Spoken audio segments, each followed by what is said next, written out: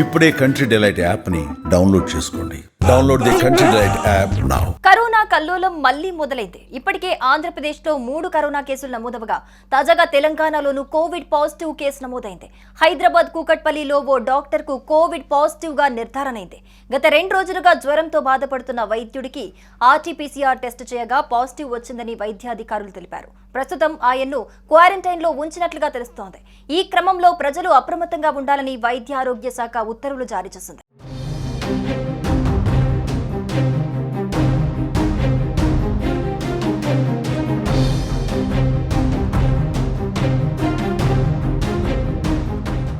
యావత్ ప్రపంచాన్ని వైరస్ తో వణికించిన కరోనా మహమ్మారి మళ్లీ జడలు విప్పుతున్న సూచనలు కనిపిస్తున్నాయి. దేశంలో గత 4 రోజులుగా అక్కడక్కడ కరోనా మాట వినిపిస్తున్న సంగతి తెలిసిందే.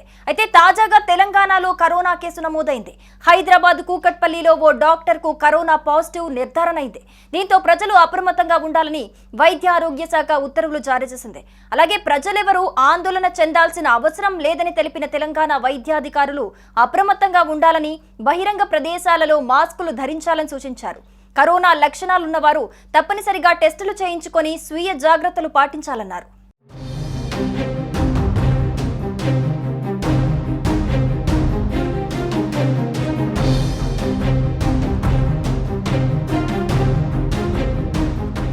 ఇక మరోవైపు ఏపీలోనూ కరోనా వైరస్ విస్తరిస్తోంది.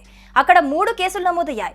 విశాఖ, కడప, నంద్యాల జిల్లాల్లో కరోనా కేసులు నమోదు కావడంతో ప్రజలు భయాందోళనకు గురవుతున్నారు. తొలుత వైజాగ్ మద్దెలపాలెంలోని పిఠాపురం కాలనీకి చెందిన 28 ఏళ్ల మహిళకు కోవిడ్ పాజిటివ్ గా నిర్ధారణ అయింది. చలి జ్వరం, తీవ్రమైన దగ్గుతో ఓ ప్రైవేట్ ఆసుపత్రిలో చేరగా వైద్య పరీక్షల్లో కోవిడ్-19 గా తేలింది. అలాగే నంద్యాల జిల్లా చాగలమరికి చెందిన 75 ఏళ్ల మహిళ అనారోగ్యంతో 2 రోజుల క్రితం కడప రిమ్స్ లో చేరింది. వృద్ధురాలికి తీవ్ర జ్వరం ఉండటంతో అనుమానించిన వైద్యులు గత రాత్రి కరోనా పరీక్షలు చేయగా పాజిటివ్ గా నిర్ధారణ అయింది.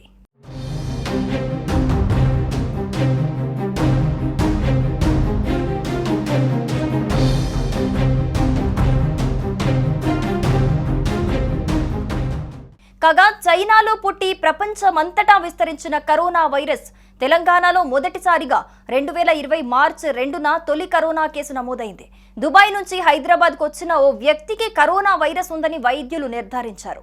ఈ క్రమంలో దేశవ్యాప్తంగా కరోనా వైరస్ కేసులు లక్షల్లో నమోదు కావటం, 2 సార్లు లాక్డౌన్లతో మొత్తం జనజీవనం స్తంభించిపోయింది. ప్రపంచవ్యాప్తంగా లక్షలాది మంది ఈ వైరస్ బారిన పడి ప్రాణాలు కోల్పోయిన సంగతి తెలిసిందే. ముఖ్యంగా అగ్రరాజ్యం అమెరికా కరోనాతో కకావికలమైంది. ఎటు చూసినా శవాల కుప్పలు దర్శనమిచ్చాయి. తాజాగా మళ్లీ కరోనా జాడలు కనిపిస్తూ ఉండటంతో ప్రజలు భయాందోళనకు గురవుతున్నారు.